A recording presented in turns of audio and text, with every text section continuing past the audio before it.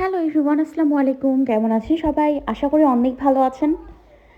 আজকে একটু বাইরে যাব, কারখানায় যাব একটু ড্রেস আনার জন্য। তো দ্রুত রান্না বান্না শেষ করব।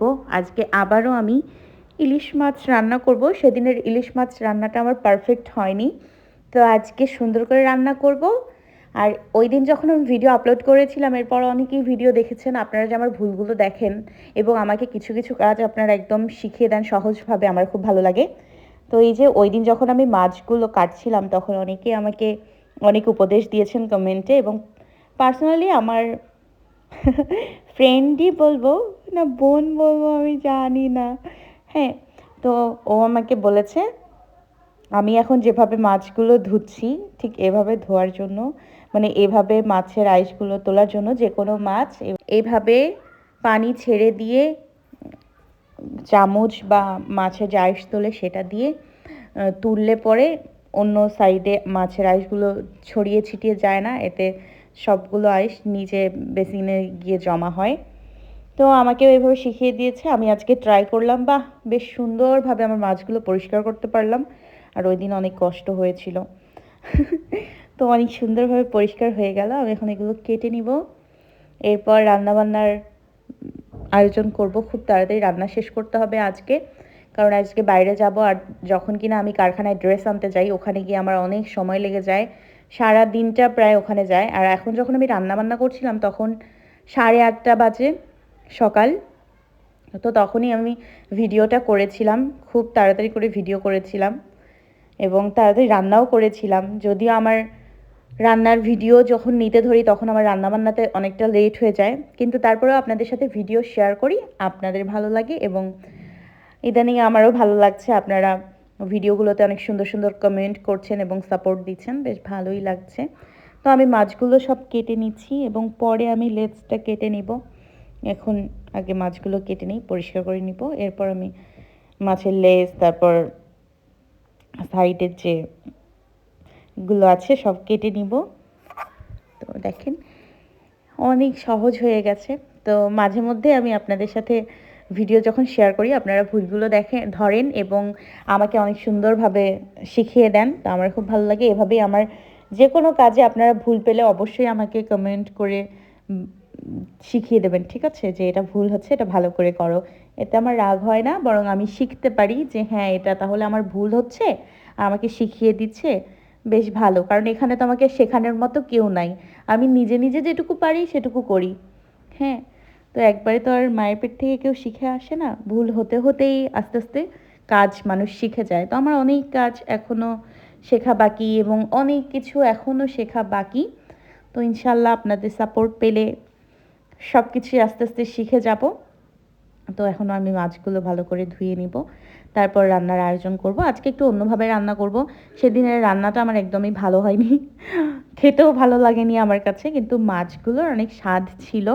আর আমার নানুমণি বলতো কি, ইলিশ মাছে অত মশলা দিতে হয় না, শুধু পেঁয়াজ মরিচ দিয়ে তেল দিয়ে রান্না করলেই মজা লাগে, এতে করে স্বাদ ঠিক থাকে। তো চলেন আমার মাছগুলো এখন অনেক ভালো করে ধুয়ে নিব, এরপর রান্নার আয়োজন করব। চলেন, আজকে আমি এখানে পেঁয়াজের পেস্ট নিয়েছি, এটা আমি ব্লেন্ডার করে নিয়েছি, আগে থেকে লবণ দিয়েছি এবং মরিচ দিয়ে নিয়েছি, জিরার গুঁড়া, তারপর দিব হলুদ, ধনে গুঁড়া, মরিচের গুঁড়া দিয়ে তেল দিব, দিয়ে এটা ভালো করে একটু মেখে নিব। মেখে নেওয়ার পরে মাছগুলো দিব, দিয়ে ঢাকনা দিয়ে ঢেকে দিব, অবশ্যই একটু পানি দিতে হবে। তো এটা অনেক সুন্দর স্মেল আসে এবং ঝোলটা অনেক টেস্ট লাগে। তো এভাবেই আজকে রান্না করব। আমার হাতে আনাবিয়া লিপস্টিক দিয়ে দাগ দিয়ে দিয়েছে, ঠিক আছে, অন্য কিছু আবার কেউ ভাবিয়েন না। তো আমি এই যে পেঁয়াজের পেস্টটা সব কিছু দিয়ে সুন্দরভাবে মেখে নিয়েছি, এখন এখানে আমি মাছগুলো দিয়ে দিব।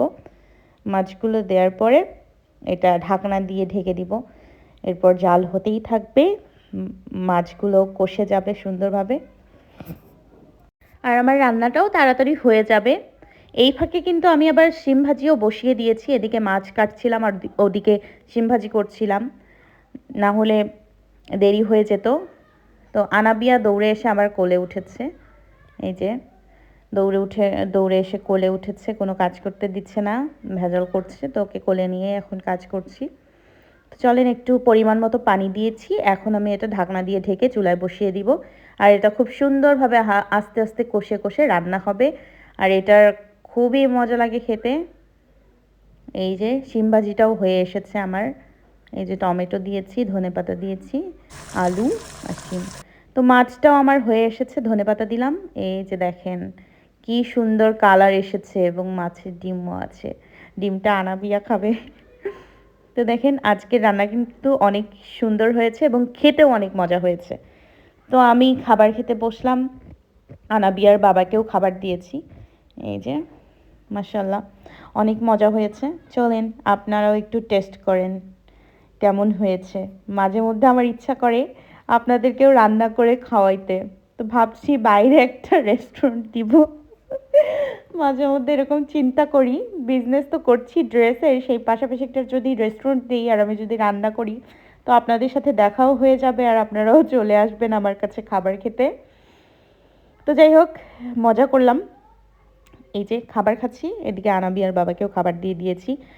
খাওয়া দাওয়া করে এখন তাড়াতাড়ি করে রেডি হতে হবে, কারণ বাইরে যাব, ওই যে বললাম ড্রেসের কারখানায় যাব। আজকে কিছু নতুন ড্রেস স্টক করতে হবে, যে পরিমাণে ড্রেসের দাম বাড়ছে। আমি এই ঈদের আগে যদি ড্রেস না স্টক করতে পারি, মানে রোজার আগে যদি বেশি ড্রেস না আনতে পারি, তাহলে আমি আর বিজনেসই করতে পারবো না। এত পরিমাণে ড্রেস দাম বাড়তেছে। গত সপ্তাহে গিয়ে দেখেছি আগে থেকে অনেক দাম বেড়ে গেছে। এই সপ্তাহে গিয়ে কি হবে জানি না। তো আমরা রেডি হয়ে নিয়েছি, এখন বেরিয়ে পড়বো।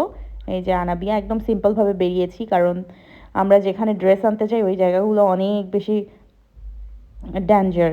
হ্যাঁ, স্বর্ণের জিনিস তো একদমই ইউজ করি না বাইরে গেলে, কারণ একবার আমার কান থেকে অলরেডি কানের ঝুমকা নিয়ে গেছে। তো তারপর থেকে ঢাকা শহরে আমি স্বর্ণের জিনিস বাইরে পরে যাই না, তওবা করেছি।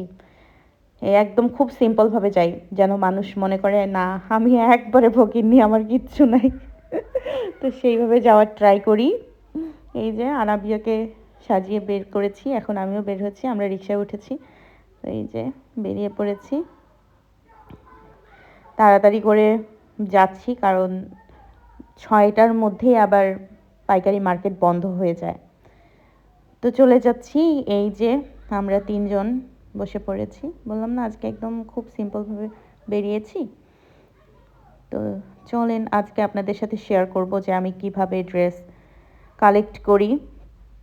এই যে দেখেন চলে আসলাম কারখানায়। এই যে আনাবিয়া বুড়ি বেড়াচ্ছে, এখান থেকে আমি এখন ড্রেস সিলেক্ট করব, আমি আসলে কোনটা নিব কোনটা নিব না। এত পরিমাণে দাম বেড়েছে, এবং এখানে আপনাদের পাকিস্তানি, ইন্ডিয়ান এবং দিল্লি বুটিক্স অনেক রকম কালেকশন আছে, বাংলাদেশি, বাহিরের সব রকম কালেকশন আছে। এবং এই যে এটা ছিল হচ্ছে সব জমজম 3 পিসের গোডাউন। আর এই যে দেখেন এটা ছিল কারখানা, এখানে ড্রেস তৈরি হয়, যদিও ভিডিও করা অ্যালাউ না, তারপর এটা আমি বাইরে থেকে চুপ করে নিয়েছিলাম যে মানুষ দেখেন কি পরিমাণ কষ্ট করে। হ্যাঁ, আপনারা তাতাল দিয়ে কেটে কেটে এগুলো বের করছে, দেখেছেন? আর আপনারা একটা 2000 টাকার ড্রেস বলেন যে 1000, 1200। এত সোজা না আসলে। বিজনেস করার পরে বুঝতেছি যে আসলে যারা দোকানদার, কিছু কিছু দোকানদার আছে এক্সেস লাভ নেয়, আবার কিছু কিছু দোকানদার আছে লাভই করতে পারে না, মানে মানুষ এত পরিমাণে বার্গেনিং করে। তো যাই হোক, অনলাইন বিজনেস করি, এরপরেও আপনারা অনেকেই এসে অনেক বার্গেনিং করেন, সেগুলো ফেস করতে হয়। যখন কিনা আমার অ্যাসিস্ট্যান্ট পারে না, তখন আমাকে কথা বলতে বলে। তো আমিও কথা বলে আপনাদেরকে মানাতে পারি না, মানে দাম নিয়ে আপনারা এতটাই বার্গেনিং করেন। আমরা খুব বেশি লাভে ড্রেস বিক্রি করি না, সীমিত লাভের মধ্যে করার ট্রাই করি, এরপরেও আপনাদের অভিযোগ। তো যাই হোক, ইনশাল্লাহ যা হয় ভালোর জন্যই হয়, যার যতটুকু রিজিক আছে সে ততটুকুই পাবে, এর বেশি কম পাবে না। তারপর আমরা সারাদিনের ধকল গেল, আজকে সারাদিন ড্রেস সিলেক্ট করে নিয়ে, এই যে আনাবিয়ার বাবা সেই বস্তাটা মাথায় করে নিয়ে এসে আবার কতখানি জায়গা এসে রিকশায় উঠতে হয়। তো সেখান থেকে আবার আমরা চলে আসলাম একটা আমাদের বাড়ির কাছে এটা রেস্টুরেন্টে। তো প্রচণ্ড ক্ষুধা লেগেছে, সেই দুপুরে খেয়ে গেছিলাম, এত দৌড়াদৌড়িতে কি আর খাবার থাকে। তো এখন আবার আনাবিয়ার বাবা বলছে বিরিয়ানি খাবে। তো আনাবিয়া বলছে বিরিয়ানি খাবে, যদিও আমার এখন বিরিয়ানি খেতে মন চাচ্ছে না, ঝাল ঝাল স্পাইসি কিছু খেতে মন চাচ্ছে, কিন্তু ওদের জন্য ওরা যেটা অর্ডার করছে এখন ওটাই খেতে হবে। এই যে আনাবিয়া একটু খেলছে। আনাবিয়া আজকে আমাকে অনেক জ্বালিয়েছে, ওর বাবার কোলে একদমই যায়নি, সারাটাক্ষণ আমার কোলে ছিল। সেই সকালবেলা উঠে আজকে আমার কোলে চেপেছে, আর বাইরে গিয়েও ওর বাবার কাছে যায়নি, আমার কোলে। এই যে ওকে নিয়ে বারবার সিঁড়ি দিয়ে ওঠা নামা, খুব কষ্ট হয়েছে আজকে আমার। খুব খারাপ লাগতেছিল, মাথা ঘুরাইতেছিল, বমি পাচ্ছিল, কীরকম লাগতেছিল। এরপরেও আমি ওকে নিয়েছিলাম। মা তো, মারা কখনো সন্তানকে কষ্টও দিতে পারে না, অবহেলাও করতে পারে না, ফেলেও দিতে পারে না, কিছু করার নেই। নিজে কষ্ট হলেও সন্তানকে কষ্ট দেয়া যায় না, এটা মার কাছে শিখেছি। মা চিরজীবন কষ্ট করেছে কিন্তু আমাদের দু বোনকে কখনো কষ্ট পেতে দেয়নি, কষ্ট কী জিনিস বুঝিনি। মা মরে যাওয়ার পরে বুঝতেছি যে আসলে জীবনে অনেক কষ্ট যাদের মা নাই, যারা ছোটবেলায় মা হারিয়েছে তাদের জীবনে আরও কত কষ্ট। আমরা তো প্রতিষ্ঠিত হওয়ার পর, বিয়ে হওয়ার পর, সন্তান হওয়ার পর মা মরে গেছে, এরপরেও মায়ের অভাব পূরণ হয় না। আর যাদের মা নেই তারা ছোটবেলা থেকে কত অবহেলায় বড় হয়। এরপর আমাদের খাবার চলে আসে, আমরা এই যে খাবার নিয়ে বসি, খাওয়া দাওয়া করি। আনাবিয়া এর মাঝেই বলে ফালুদা খাবে, ওর জন্য আবার ফালুদা নিয়ে আসে। এমনিতেই ঠান্ডা লেগেছে, তার মধ্যে ফালুদা খাবে। তো আজকের মতো ভিডিওটা এই পর্যন্তই। ভালো থাকবেন সবাই, আল্লাহ হাফেজ।